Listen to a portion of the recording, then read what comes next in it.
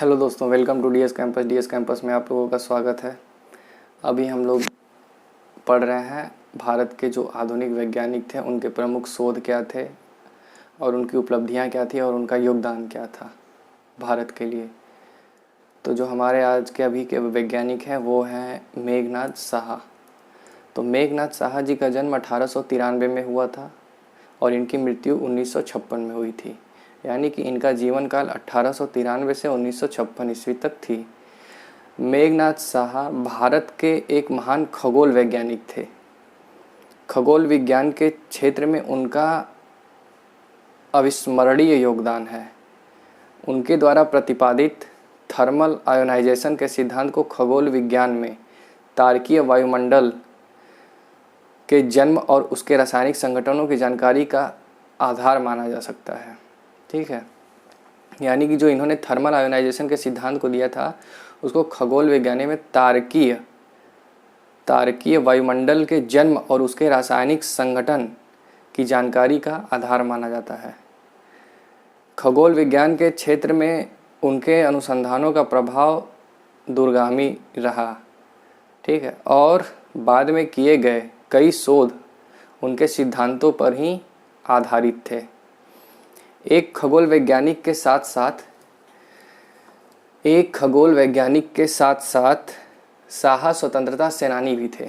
यानी कि खगोल वैज्ञानिक तो थे ही, साथ साथ अंग्रेजों के खिलाफ ये स्वतंत्रता की लड़ाई भी लड़ रहे थे। यानी कि एक स्वतंत्रता सेनानी भी थे और खगोल वैज्ञानिक भी थे। यानी कि ये इनका योगदान भारत के लिए बहुत ही अच्छा सराहनीय रहा है। स्वतंत्रता आंदोलन में हिस्सा लेने के लिए वे अनुशीलन समिति के साथ जुड़े थे। स्वतंत्रता आंदोलन के दौरान उनका संपर्क सुभाष चंद्र बोस और राजेंद्र प्रसाद जैसे राष्ट्रवादी नेताओं के साथ भी रहा था। साहा को भारत सरकार द्वारा देश के विभिन्न राज्यों और क्षेत्रों में प्रचलित पंचांगों के सुधारों के लिए गठित समिति का अध्यक्ष बनाया गया था। वर्ष 1927 में उन्हें लंदन के रॉयल सोसाइटी का फेलो निर्वाचित किया गया। मेघनाथ साहा को विज्ञान में उनके योगदान के लिए सदैव याद रखा जाएगा, लेकिन उससे भी ज़्यादा उन्हें आधुनिक भारत के लिए अनेक विज्ञान संस्थानों की स्थापना हेतु याद रखा जाएगा। ठीक है, स्वतंत्रता सेनानी तो थे ही, इन्होंने खोज तो किया ही था, लेकिन इनका जो विज्ञान में आधुनिक भारत के लिए योगदान रहा उसके लिए इनको हमेशा याद किया जाएगा।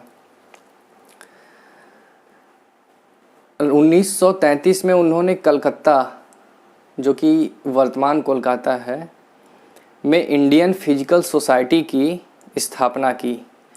आचार्य प्रफुल्ल चंद्र राय के साथ मिलकर 1935 में उन्होंने इंडियन साइंस न्यूज एसोसिएशन की स्थापना की, जिसका मुख्य लक्ष्य सामान्य जन के मध्य विज्ञान को पहुंचाना और प्रसारित करना था।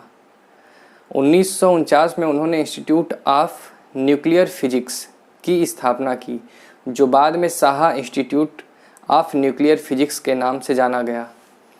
प्रोफेसर साहा हमेशा देश के विकास के लिए सोचा करते थे। दामोदर नदी घाटी परियोजना जो थी उनकी ही दूरदर्शी सोच का नतीजा था, जिससे बाढ़ राहत और सिंचाई के रूप में इन इलाकों को जनता को सीधे इसका लाभ मिलता है। देश में बड़े पैमाने पर औद्योगिक विकास, वैज्ञानिकों के लिए अनुकूल माहौल बनाने और भारत की अर्थव्यवस्था का चेहरा बदलने के लिए उन्होंने संसद में जाना स्वीकार किया। यानी कि ये विकास के लिए, किस तरह की विकास, भारत की अर्थव्यवस्था का चेहरा बदलने के लिए, वैज्ञानिकों के लिए अनुकूल माहौल लाने के लिए इन्होंने स्वीकार किया कि हम ठीक है संसद में जाएंगे, चुनाव लड़ेंगे। ठीक है, तो ये थे हमारे आज के वैज्ञानिक मेघनाथ साहा जी। आज हम लोग इनके बारे में जाने हैं। कल किसी और वैज्ञानिक को लेकर के आएंगे आप लोगों के सामने, जिसके बारे में आप लोगों को अच्छी जानकारी देंगे। चलिए, तब तक के लिए धन्यवाद। Thank you for watching DS campus. अगर वीडियो अच्छी लगी तो लाइक और शेयर करिएगा। अगर अभी तक आप लोग सब्सक्राइब नहीं किए हैं तो सब्सक्राइब करके बेल आइकन प्रेस कर दीजिए, जिससे कि हमारी वीडियो आप तक के सबसे पहले पहुँचे।